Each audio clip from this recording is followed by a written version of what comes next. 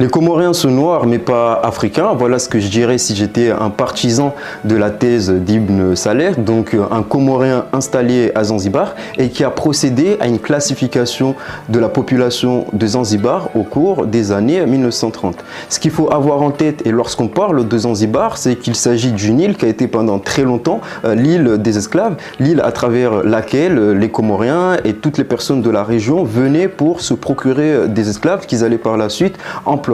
chez eux. Il faut aussi savoir que Zanzibar a été pendant très longtemps le point de chute des gens déchus, donc le point de chute des sultans déchus dans l'archipel des Comores, le point de chute des personnes, des commerçants qui fuyaient des zones de guerre et qui retrouvaient aussi refuge à Zanzibar. À la fin du 19e siècle et au début du 20e siècle, on va retrouver à Zanzibar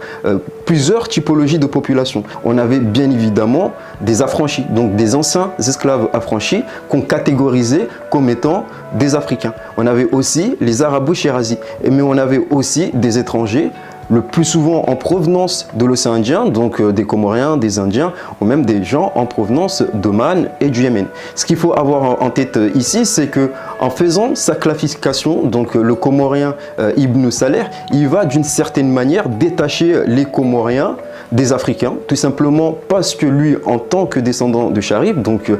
une personne qui a une ascendance du Moyen-Orient, il ne peut pas non plus se définir et se mettre dans la même catégorie que les anciens esclaves affranchis. Son argumentaire n'est pas tout simplement basé sur le fait que les Comoriens ont une ascendance en provenance du Moyen-Orient, mais il prenait aussi le temps d'expliquer que les Comores ont des mœurs qui sont aussi ancrées, donc une religion musulmane qu'ils ont en commun avec ces gens-là, donc une religion qui était pratiquée dans notre archipel depuis des siècles. Et donc lorsqu'on prend le Comorien, qu'on le compare par exemple à l'esclave qui venait d'être affranchi à Zanzibar, on voyait nettement que le Comorien c'était quelqu'un de différent. Et c'est aussi pour cela que Ibn Saleh avait fait son livre au cours des années 1930, donc un livre qui est plutôt identitaire, un livre qui est plutôt basé sur lui-même en tant que Comorien d'ascendance du Moyen-Orient, mais on va aussi s'apercevoir que son livre et son petit ouvrage va aussi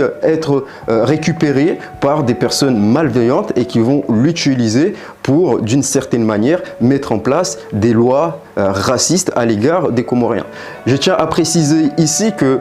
Ibn Saleh l'avait écrit son petit livre dans les années 1930, donc à 1936 par là. Et on s'aperçoit que dans les années 60, donc 30 ans, 25 ans plus tard, les révolutionnaires de Zanzibar, avec Karoumé, ils vont reprendre